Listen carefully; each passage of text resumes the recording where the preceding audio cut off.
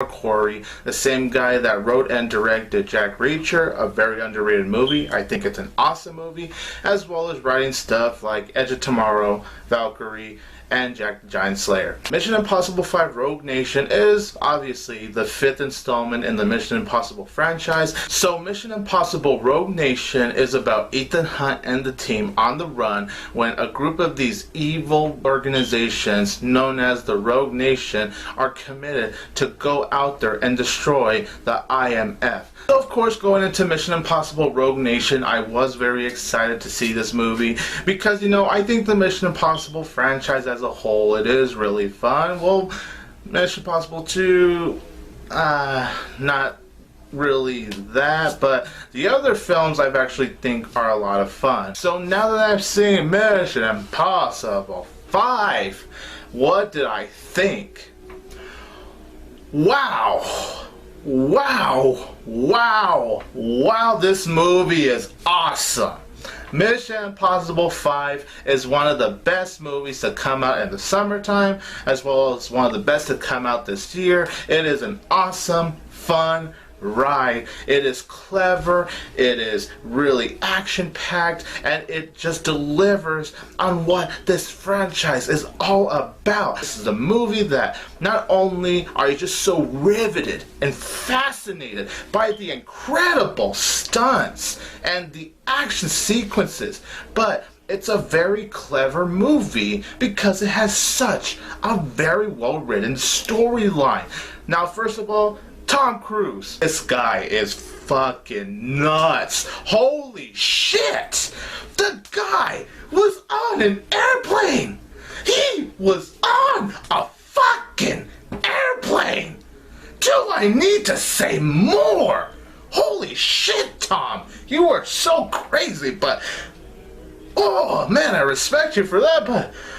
wow!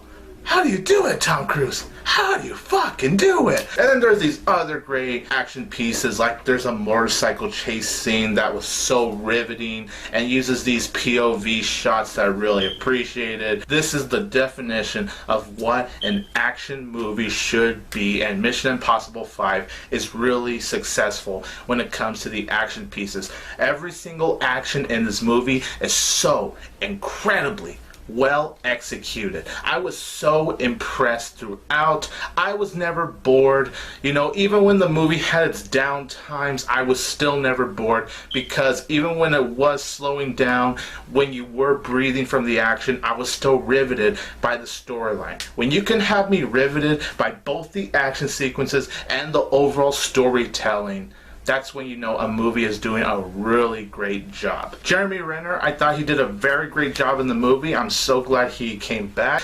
Pegg is great here too, and he is at his funniest in the franchise, because a lot of the moments in Mission Impossible 5 had me cracking up when it came to Simon Pegg. It's also really cool to see Ving Rhames back, because he only made like a little cameo in the previous one, Ghost Protocol, but it was nice to see him back in this franchise and to see him help Ethan Hunt and the team. It is kind of a shame that Paula Patton from Ghost Protocol didn't return here, though. I would have loved to see how she could have handled this, but you do kind of get a Paula Patton replacement, which is played by Rebecca Ferguson.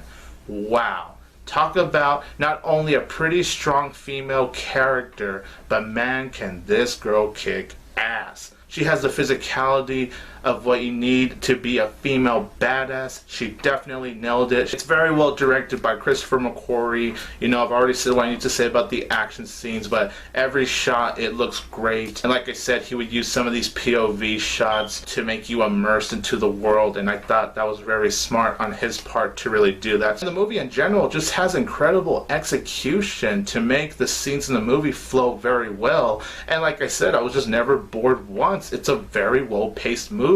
My only flaws with this movie is that the villains were very weak. The side villains and the main villain. Well, the main villain, I will say, is a bit more stronger than the side villains, and I do think he had a pretty menacing evil plan. I will give the villain credit for that. His plan was very evil, it was very menacing, but the villain as a whole, I didn't find him very compelling, to be honest. And then the last problem I did have with the movie is that it does wrap up the ending a bit too quickly. Like, it felt like the movie was kind of in a rush to just wrap up everything so the movie can end. But overall, guys, I thought Mission Impossible 5 was an incredible